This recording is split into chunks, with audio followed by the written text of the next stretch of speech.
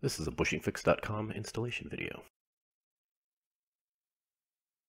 You'll start by removing all of the old bushing from the cable end and taking note of the direction that the bushing was installed.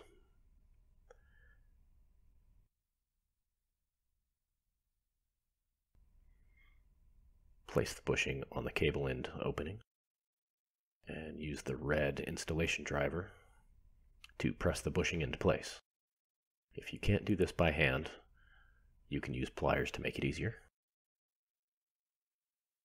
Shouldn't require a lot of force.